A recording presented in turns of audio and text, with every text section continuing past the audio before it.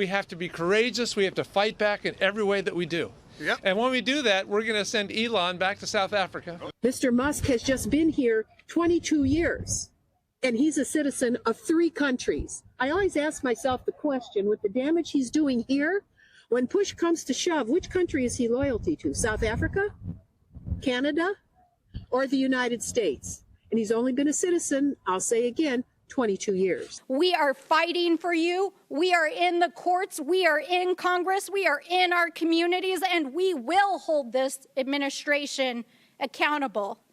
And we will not abandon our allies or our humanity.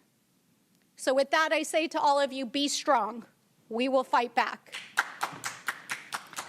I now recognize myself for closing remarks. And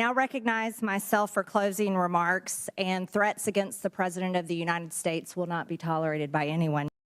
Okay, we started out that top of that sound montage that yet another Democrat Congressman, Don Bayer, he's being anti-immigrant, xenophobic. He's calling for sending Elon Musk back to South Africa.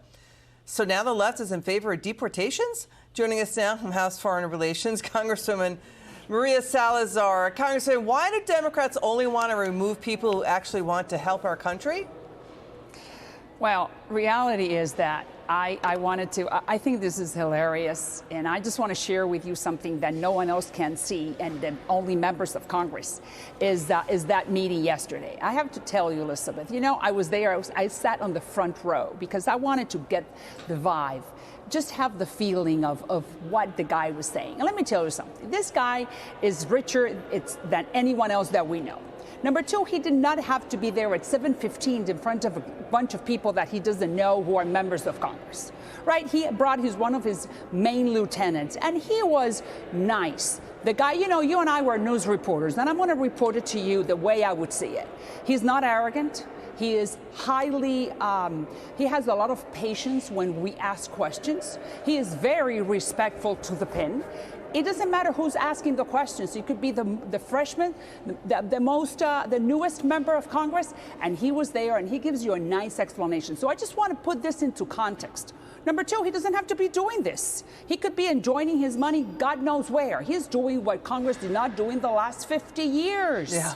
Which is to go and look for programs that are safe, that will make America safer, prosper, and stronger. Yeah, that's it. Why are we complaining? Well, you make great points there, Congresswoman. So Elon Musk is calling this the biggest Democrat scam of all.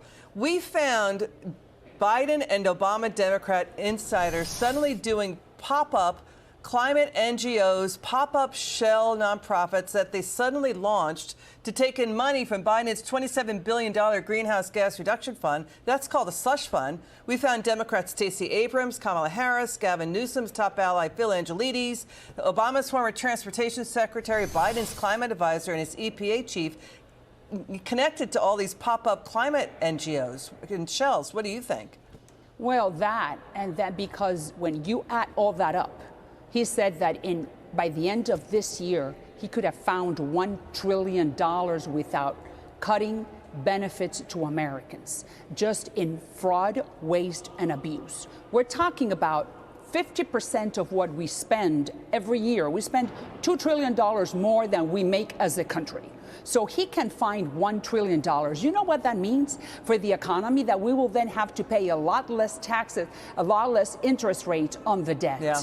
The guy, and he brought one of his lieutenants that looks just like him, and the guy is it's a genius. And he was saying, you know what it is that SBA has given $300 million to people who are 115 years old. Do you think a 115-year-old gentleman could be running any business? Well, That's they found crazy. it. Wow, that's crazy stuff. Congresswoman. I was there. I saw he was doing a great job. Yes, I was right on the first row. You've got the front row seat to this. That's why we'll be asking you to join us again. Great to see you, Congresswoman. Always wonderful. Love to you.